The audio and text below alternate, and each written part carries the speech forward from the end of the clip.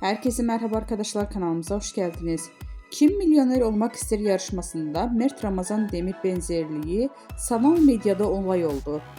Kim Milyoner Olmak İster son bölümünde sorular değil bir yarışmacının ünlü oyuncu Mert Ramazan Demir'e çarpıcı benzerliği geceye damga vurdu. Yarışmacının yayınlanmasının ardından sosyal medyada kullanıcıları adeten alarma geçti.